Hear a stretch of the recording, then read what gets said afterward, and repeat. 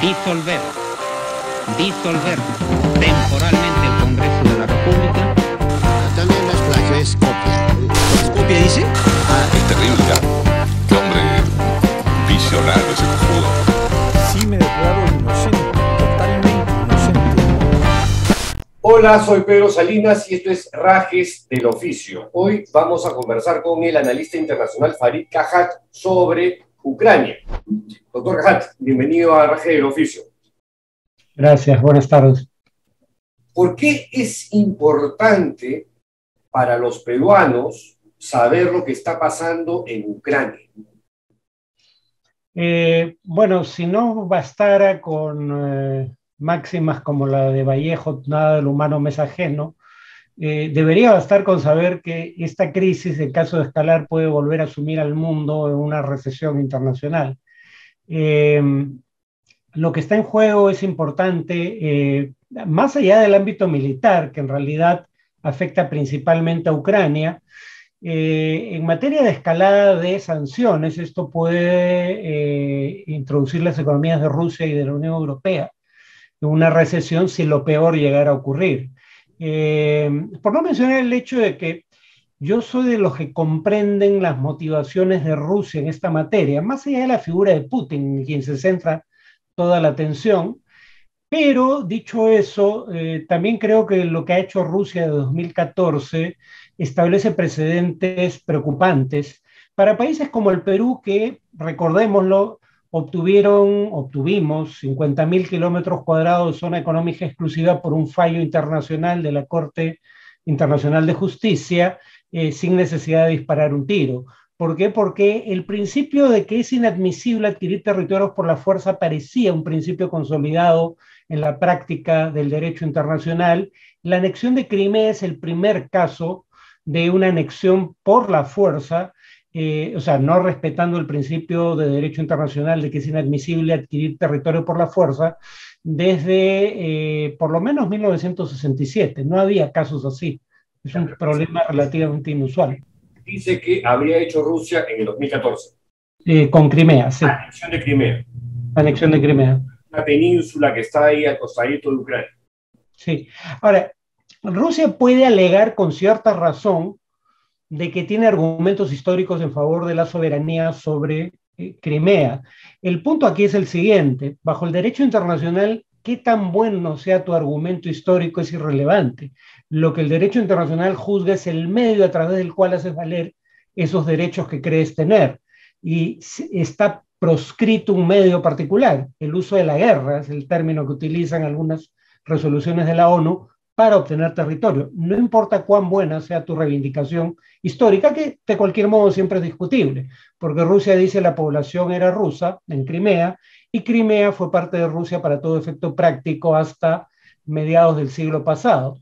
Siendo esas dos cosas ciertas, también es cierto que Rusia reconoció a Crimea como parte del territorio de Ucrania cuando este país se independizó a través de un memorándum que involucró a otras partes.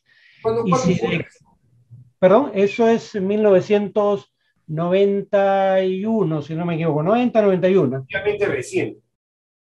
Sí, cuando se decide la disolución de la Unión Soviética, la Rusia establece acuerdos de límites con las nuevas repúblicas que surgen de la disolución de la Unión Soviética. El memorándum de Budapest, que incluye también, si mal no recuerdo, a Estados Unidos y algunos países, o a la Unión Europea, o algunos países de la Unión Europea, establecía esos límites y reconocía a Crimea como parte de Ucrania.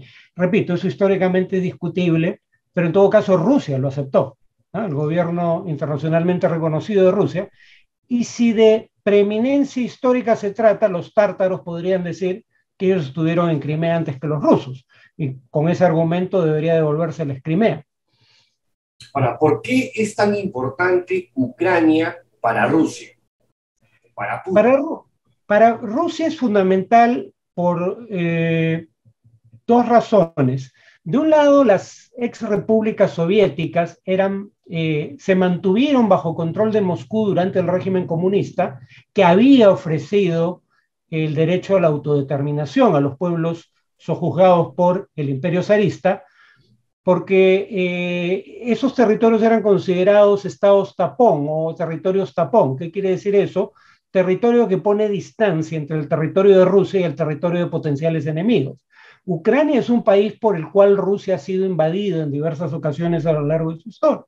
Las dos más recientes, la de Napoleón, claro, la invasión de Napoleón a Rusia no fue fundamentalmente por Ucrania. Ucrania fue una parte menor del proceso, pero también hubo una incursión de tropas por Ucrania. Y la última, la más grave, la invasión nazi, que tiene lugar por Bielorrusia y Ucrania. Entonces, por eso para Rusia es importante que Ucrania no sea parte de una alianza militar que considera hostil. Pero además del tema geopolítico, o sea, que Rusia ve Ucrania como una zona, un flanco débil a proteger, por otro lado, Ucrania es el origen de la identidad rusa. Hubo un famoso reino hace casi un milenio llamado Rus de Kiev, que es el origen de la identidad cultural de rusos, ucranianos y bielorrusos. En ese sentido, Bielorrusia y Ucrania no son solo un activo estratégico, ponen distancia entre el territorio de Rusia y los territorios controlados por la OTAN, sino que además tiene un valor histórico al que Putin se remitió el día de ayer, básicamente diciendo que no reconoce el derecho de Ucrania a existir como un Estado independiente. Ahora, hay dos estados separatistas que prácticamente, digamos, se han echado al piso para que Putin simplemente los asimile y de esa manera poner un pie o dos pies en Ucrania. ¿Esto qué consecuencias tiene? A ver, el régimen soviético trasladó en algunos casos, como el caso del este de Ucrania, a parte de su población a trabajar, por ejemplo, en las minas de acero. Claro, no digo que toda la población rusófona o rusoparlante del este de Ucrania sea población que Stalin o algún otro líder soviético trasladó con propósitos políticos, pero al menos parte de la población fue trasladada pensando en esa eventualidad. Entonces, ¿cuál es el argumento al que ha apelado Rusia en más de una ocasión? Está en riesgo la seguridad de la población rusa, étnicamente rusa, de territorios de ex repúblicas soviéticas. Abjasia y Osetia del Sur, en el caso de Georgia, Lugansk y Donetsk, en el caso de Ucrania. La paradoja es que, claro, Rusia dice, no los anexo, pero reconozco las autoproclamadas repúblicas independientes que existen ahí.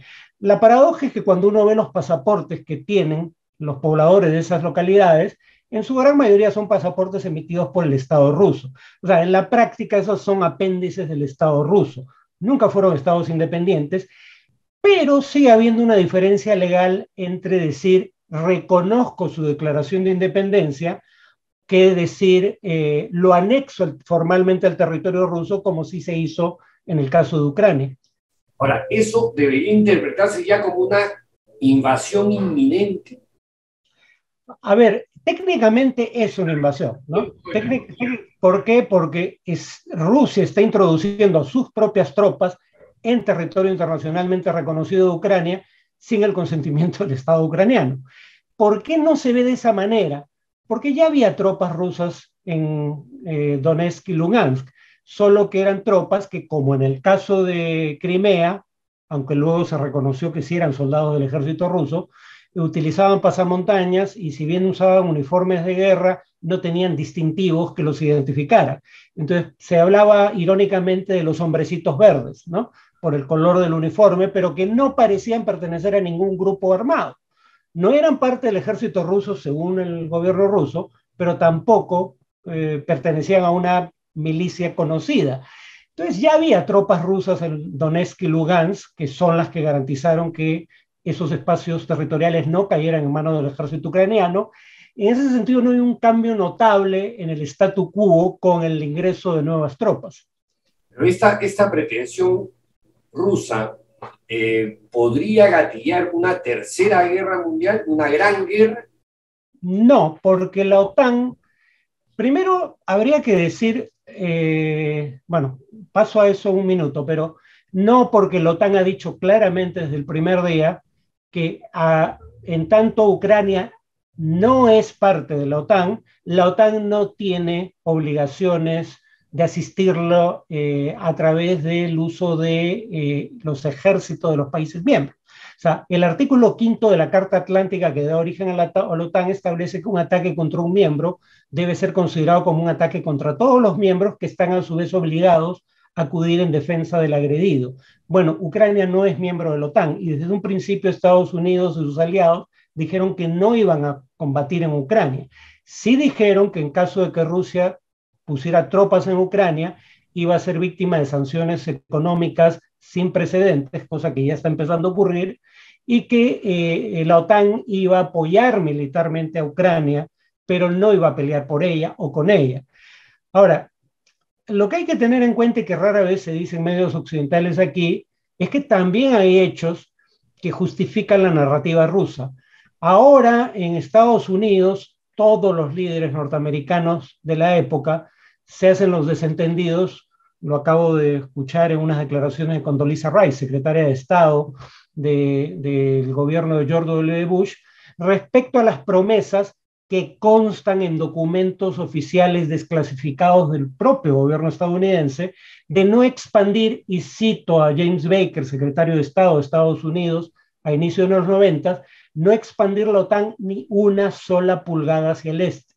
O sea, si Rusia, en ese entonces la Unión Soviética, aceptaba que Alemania se reunificara y fuera miembro de la OTAN no tenía la pretensión de incorporar ni a los aliados soviéticos del Pacto de Varsovia, ni a las antiguas repúblicas de la Unión Soviética, y ahora estamos discutiendo si la OTAN debe expandirse hasta la frontera misma de Rusia. Cuando Rusia levante ese tema en Occidente, todos hacen mutis por el foro. Esa fue una promesa formal de varios dirigentes occidentales.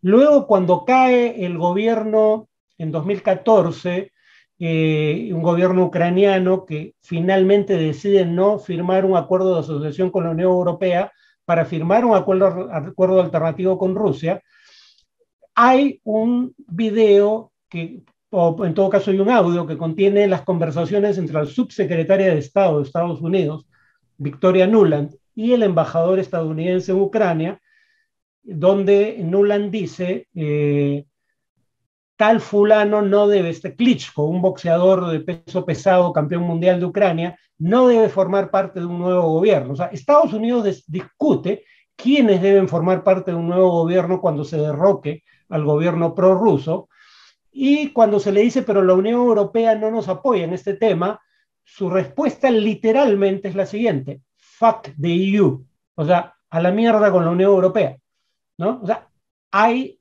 una participación directa en el proceso de derrocamiento de este gobierno, más cercano a Rusia, y además la propia BBC, agencia pública británica insospechable de simpatías por Putin, encuentra testimonios que dicen que en estas protestas que desembocan en la caída del gobierno que había optado por Rusia como aliado estratégico, participan militares en retiro contratados por el liderazgo de los grupos opositores. Nada de eso aparece en los medios cuando se discute este tema, y todo se centra en un personaje ciertamente siniestro como Putin. Pero los intereses que Putin defiende aquí en más de un aspecto son intereses que la mayoría de rusos probablemente compartan. Ahora, el gobierno ucraniano, como se diría, sí está dispuesto a dar la pelea, ¿es cierto? Incluso militar, en el plano militar. Porque ya asumen que la parte diplomática está casi gastada debido a esta amenaza de Putin y este reconocimiento de estos dos sitios, Donetsk y Lugansk, donde ya está entrando las fuerzas militares rusas. En el escenario de que los rusos entren hasta la capital de Ucrania, hasta Kiev, ¿cuál cree usted que va a ser la reacción entonces de Occidente, de los Estados Unidos y de la Unión Europea? Mi presunción es que Rusia va a actuar paso a paso y que probablemente nunca llegue a dar ese paso. Por ejemplo, ¿cuál creo que podría ser el siguiente paso? Hablamos de Donetsk y Lugansk como lugares claramente definidos territorialmente, pero estos pertenecen a una zona conocida como el Donbass, en el este de Ucrania. Y no todo el Donbass es controlado por estas repúblicas separatistas, pero esas repúblicas separatistas reivindican el conjunto de la región conocida como el Donbass, solo controlan la tercera parte, pero lo reivindican todo. La declaración de Putin de que acepta la soberanía de estas repúblicas separatistas no establece límites territoriales, con lo cual deja abierta la posibilidad de que la interpretación sea maximalista. O sea, si hubiera un siguiente paso, probablemente no sea ir de frente sobre Kiev, probablemente sea avanzar sobre el resto del Donbass e incorporarlo a esas repúblicas separatistas. Y de ahí el siguiente paso probablemente sería... ¿Perdón? Plan Crimea, digamos. Sí, el siguiente, claro, ya ahí para efectos prácticos hay una anexión sin discusión, ¿no?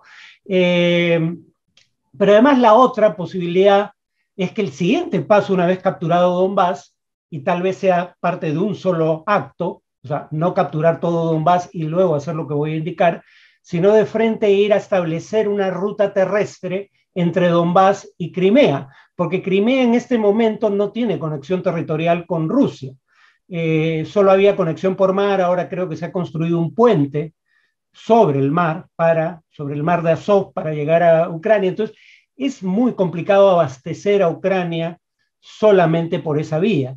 Había una conexión terrestre y acceso a un río, Dnieper, como fuente de agua, una zona como Crimea, perdón, que no tiene fuentes abundantes de agua. Entonces, creo que hay muchos pasos previos antes de hablar de una posible toma de Kiev, la capital. Pero si Rusia intentara tomar Kiev, yo diría dos cosas fundamentales. Primera, tiene los medios para hacerlo si se lo propone. Yo tengo dudas serias de que se lo proponga. Y cuando digo que Putin es un personaje siniestro, lo digo también no solo por sus motivaciones, sino porque creo que está cometiendo un posible error de cálculo si se plantea el objetivo de marchar sobre Kiev. Una cosa es capturar Kiev y otra es mantener Kiev bajo control ruso por las próximas décadas.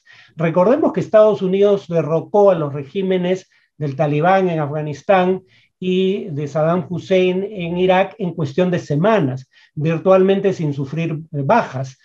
Pero luego tuvo que enfrentar una guerra contrainsurgente, una guerra de desgaste, que llevó a que finalmente se retirara de ambos países. A Rusia le pasó algo similar cuando era la Unión Soviética en Afganistán. Entonces, ir por toda Ucrania no solo garantiza que las sanciones sean las máximas posibles en ese escenario, sino que además obligaría a tener que enfrentar a Rusia una guerra de guerrillas que probablemente termine como terminó la que tuvo que afrontar en Afganistán. Pero claro.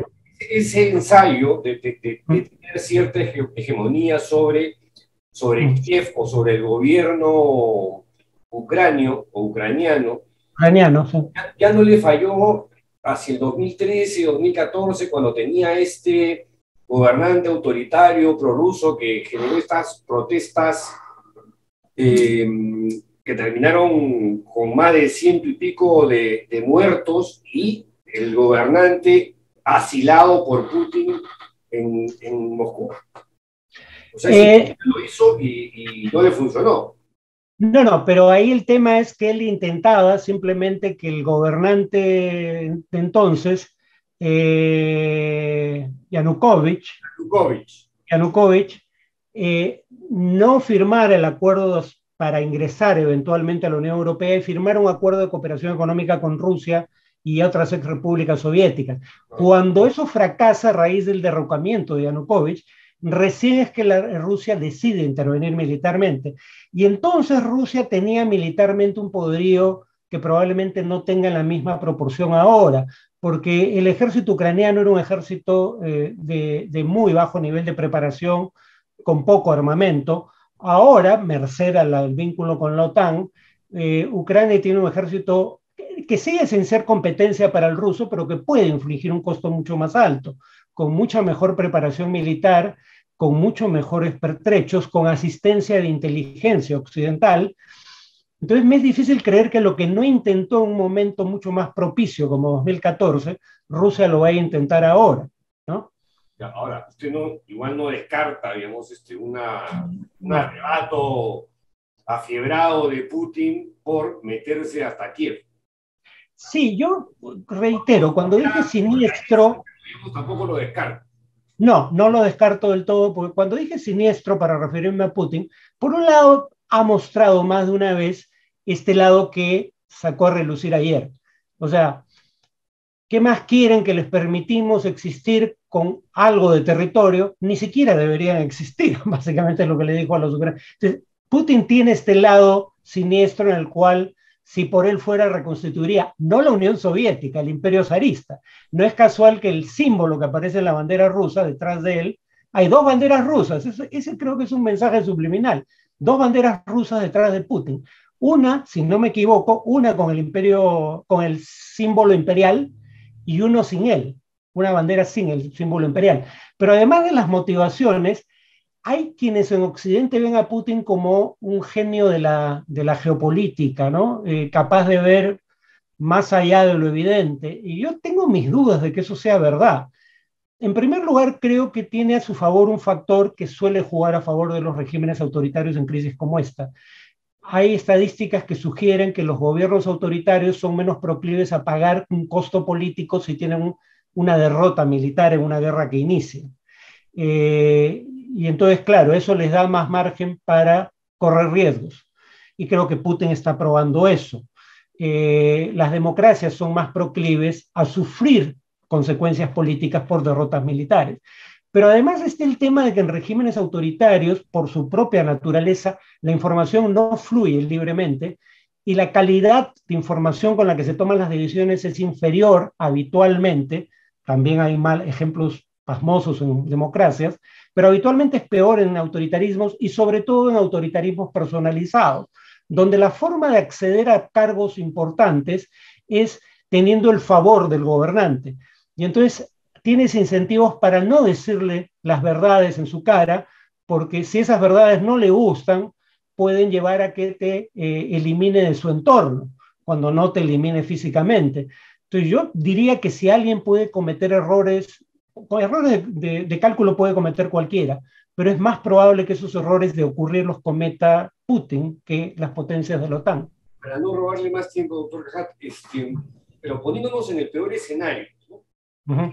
Putin se mete de pico y patas a Kiev. ¿Qué haría Estados Unidos? ¿Qué haría Alemania? ¿Qué haría Francia? ¿Qué haría la Unión Europea o el Consejo de Seguridad de Naciones Unidas o la OTAN? Bueno, sí, ahí lo que hay que tener en cuenta es lo siguiente. Decía, Rusia o la Unión Soviética tuvo que soportar una guerra de guerrillas que finalmente perdió, como perdió también Estados Unidos en Afganistán. Alguien podría decir que hay dos diferencias entre Afganistán y Ucrania. Uno, experiencia de combate. Los Pashtun, o sea, la etnia Pashtun de Afganistán combatió británicos en dos guerras, soviéticos y norteamericanos. Los ucranianos no tienen una experiencia de combate comparable, uno. Y dos, el territorio Pashtun es territorio sumamente montañoso, muy fácil, o sea, hay cuevas que ayudan a esconderse a los que montan una insurgencia, que además tenían retaguardia en Pakistán, podían refugiarse en un país vecino que toleraba su presencia. Muy probablemente eso no ocurra en Ucrania, que tiene un territorio plano, además. Los ucranianos no tendrían igual experiencia de combate, no queda claro que alguien les vaya a ceder espacio para actuar desde su territorio, porque se expondría a un ataque ruso, aunque si fueran potencias de la OTAN probablemente no. En todo caso, esto es discutible. Mi punto, sin embargo, es que Estados Unidos ya ha dicho explícitamente que armaría milicias ucranianas para resistir la ocupación soviética, y probablemente otros países de la OTAN hagan lo mismo. Además, los ucranianos sí tienen una experiencia. No se meterían directamente, pero Rusia tendría que pagar dos costos altísimos: el costo de gobernar contra su voluntad a la mayoría de la población ucraniana, con el añadido de que probablemente surja un movimiento de insurgente que les haga muy costoso mantener la ocupación, pero segundo, con apoyo decidido de potencias occidentales. Y Estados Unidos estaría en una situación similar a la de Afganistán, desangrando a su rival estratégico sin disparar un tiro y sin perder un solo soldado, simplemente proveyendo de armas y adiestramiento al enemigo de su enemigo. Y una curiosidad ya final, cuando el Consejo de Seguridad de Naciones Unidas habla de posibles sanciones para Rusia, ¿de qué tipo de sanciones se está hablando? Bueno, eso es un mito, ¿no? Porque las sanciones de las que hablamos son las que ya están tomando los países miembros de la OTAN, de motu propio, sin pasar por Naciones Unidas.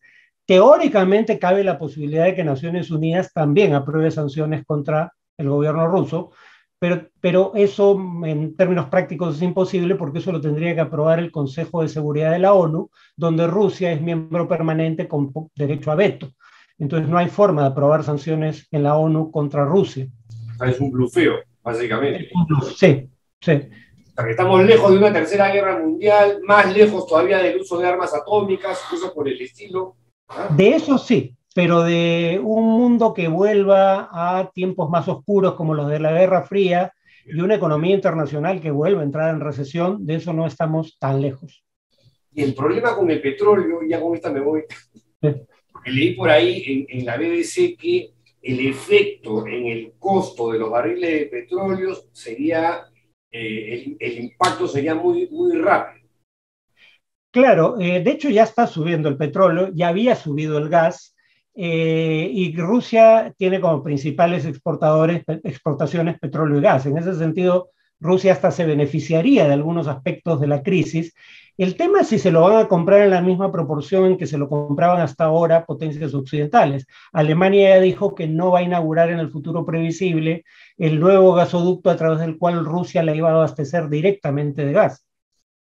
Doctor Cajat, ahora sí, muchísimas gracias por su tiempo, muchísimas gracias por compartir sus conocimientos con nosotros y hasta cualquier momento. Gracias, un gusto, hasta luego. El doctor Farid Cajat y nosotros regresamos hasta el día de mañana. ¡Chao!